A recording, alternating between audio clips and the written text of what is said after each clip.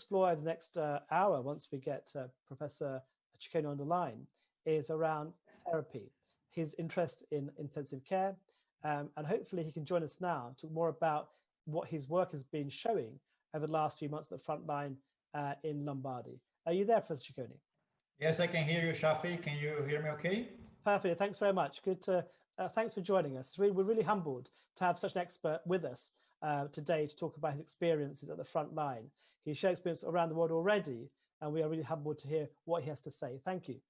No, thank you, Shafi. It's great to be here, and thank you for organizing this. I think it's very important to learn from one another and to share what we are seeing.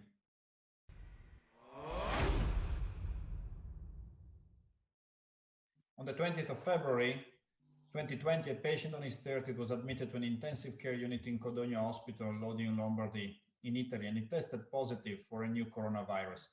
That, for us, was really the beginning of how our world has changed in the last 7 weeks. This is how the situation is now in Italy. This is updated as 2 days ago, with more than 100,000 cases.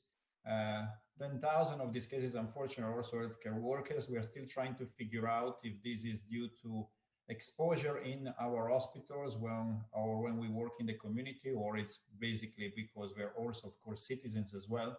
And there have been, unfortunately, 12,550 more actually today associated deaths. Our case fatality rate, as you may have heard, seems to be quite high. If you look together with how this is spread through different age groups, however, it seems to be a little bit more consistent with other data that we see from around the world. Unfortunately, it's a very serious disease. This is not a normal flu. I think the messages some weeks ago, some months ago, that this was just a flu, I think they were underestimating this. We learned from China. Probably we should have taken even more insight into what China was telling us to prepare better for this. I will come to this in a second. But really, if you see, especially for the older age, this is a very serious disease with a very high case fatality rate. This is where I live and where I work. It's Lombardy, which takes now nearly 50% of all positive cases in Italy. And for us, really, it was a big problem. On the 20th of February, we woke up with a cluster in our area. It's important to remember that up to that moment in Europe, every case that was found was a case that you could link back to an index case. That means to somebody that was traveling from China, to somebody that was known to have the disease, and so it was quarantined, and we could trace that back.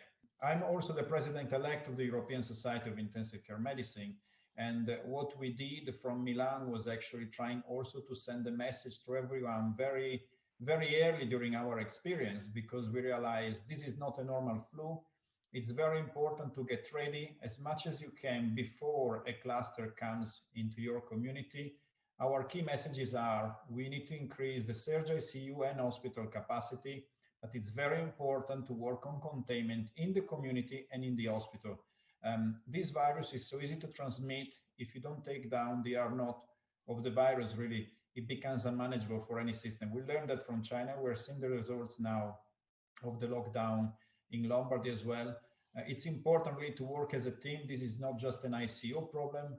It's a problem for everyone. We've learned that it's very important to train, to simulate, to learn. We are working in ways where we never worked before with such a volume of patients that require isolation, and for which we need to protect other patients, but also to protect ourselves and to protect the healthcare workers. Thank you. Thank you so much, Professor Cecconi, for sharing the kind of journey you faced over the last few months that we're all learning from, of course. So first of all, if I kind of ask a few questions, so okay, to share your experience with the audience. So we know that you've also spent time in the UK, so we're pleased that we have some connection between yourself and us, of course. But Italy has certainly been at the forefront of the battle against COVID-19.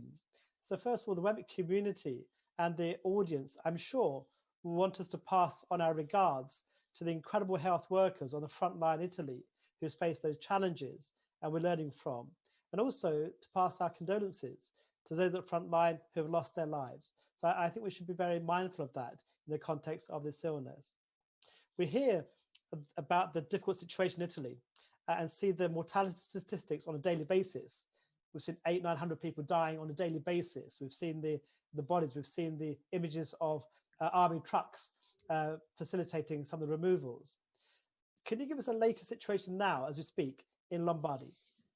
So yes, so it is being very sad, and thank you for mentioning our colleagues that unfortunately lost their life with this disease, and we're all very touched, and it's a very sad situation indeed. The situation as of today, I can tell you, if you take intensive care admissions, that of course are one of the sickest group of patients that we see, and it's a marker or whether the containment maneuvers are working or not. They're still very high, but for the first time since the beginning of the outbreak, we don't see an exponential increase or even a significant increase in the number of occupied beds for ICU patients. And we're still able to increase our capacity if needed. So that means that we are seeing that we are able to cope with the surge of patients we're seeing. Now, when you consider the incubation period of this virus, it can go up to 14 days. So by the time you take the virus, it's expected to have a lag into the number of deaths that unfortunately will be high for some times, even if the lockdown is important.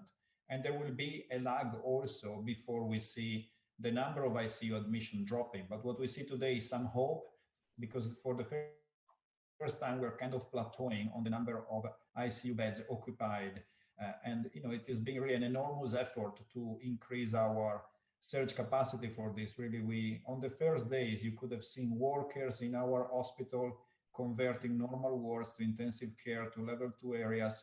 Just to give you an example, in my hospital, we were starting with a total capacity for respiratory support of 24 beds.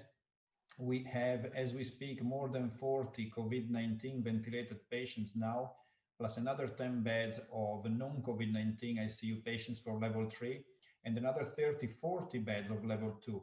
So pretty much the capacity, and is very similar in most hospitals in the region, for respiratory support has gone up by 4 or 5 times from the pre-crisis to where we are now, where we hope that we're reaching the peak of where we are. Thanks. I guess that's some kind of light at the end of the tunnel that we're seeing. Yeah, we hope so. Plateauing. Thank you very much. Sorry, Shafi.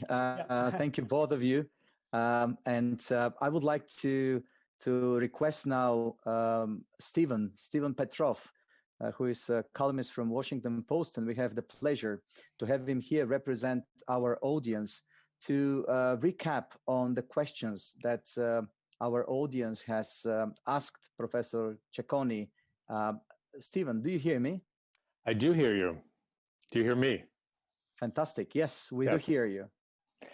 Well, first of all, Dr. Cecconi and our other doctors and researchers, thank you for all that you're doing. You are on the front lines. You are heroes, and it's wonderful that you're here today. Dr. Cecconi, I have a couple of questions myself, and then I'm going to turn to the questions that we have from Twitter. Usually doctors are difficult to interview because they have protective devices themselves. And so I'm wondering, what you've seen must be unprecedented for you. How is this impacting you, especially with at least 61 healthcare providers having died? What is that like in a human way for you? It is being very stressful and very difficult, of course. And, also as a head of department, you're thinking about yourself, but also you're thinking about all your team. And I feel very responsible for my team. The data that we have at the moment seems, at least, touching wood, that actually with all the right protective equipment, we don't see a high rate of infection or severe infections in people working in those areas where you would expect actually to be with the highest viral load or to be the most risky one. For instance, in intensive care, we took a very serious approach to protective equipment. And you have to remember that, again, that's why the Lombardy situation is so specific. When we woke up on the 20th of February with this new patient, that's a patient, no one knew about it, that was in an hospital. You can imagine the stress in that hospital, realizing that there was a coronavirus where actually nobody has taken precautions because nobody could think about taking precautions. And the first hospitals affected, very sadly, they had a lot of infections in their healthcare workers. It was not their fault. They didn't know that the patients were there. So what we did, and not knowing what was happening, was to take all the CDC and all the WHO precautions. But actually, we thought we want to go a little step further. So you may see that a lot of the movies that come from Italy, documentaries and so on, even in my unit, we have a full protection on. So we decided to give the highest level of protection to the frontline workers in the serious situation, but of course also not to overuse the normal masks or the FFP2 masks in situations where you're not at risk. So we, if we go around in my hospital, now we just wear a surgical mask. Now I'm alone in my office. That's why I'm not wearing a mask, so that I could interview with you. As soon as I would go out, I would just put a surgical mask on. Understood. Let me move ahead, because I know we're kind of short on time here. You mentioned that you learned, and your colleagues learned, a lot from your colleagues in China, which was useful. When you look at the rest of the world, which has come after Italy, are there lessons that you all have learned that you are not seeing the rest of us take as seriously or implement that we should be? It's very difficult to answer that question not being in a country. What I can tell you is that if I go back in time, maybe 8 weeks ago or 2 months ago and a bit, I was following very carefully what our Chinese colleagues were telling us. But I can tell you, probably even myself, I should have prepared even better. I should have listened even more to what China was saying. I wish, I had listened more and realized that actually we need to get ready for this. By the time we were hit by the first case, we realized we have a big problem, and we actioned the plan very fast in the region. We are lucky that we had a network of ECMO centers that we could use to send an immediate response. I don't know what we would have done if we didn't have the network of the first ICUs to give everyone 48 hours to get ready for the surge. And, and really the impact has been very big, even emotionally. I worked the last, 15 years of my career in intensive care to bring families together to the intensive care. We open intensive care 24 hours. We want families to be there with us, to be even rounding with us, to make a lot of shared decisions, to be there with us all the time. This is a dramatic situation. We are not allowing families to come in because we want to protect them to get in the disease. All the communication is very difficult. We are there with our masks. We cannot smile to our patients because they will not see it. Everyone is saying we are learning to smile with our eyes now. But it is difficult. It is difficult. We're trying our best to bring, and we use the technology. Like now, we use, video calls and everything that we can do with families and so on. But it is being affecting us, of course.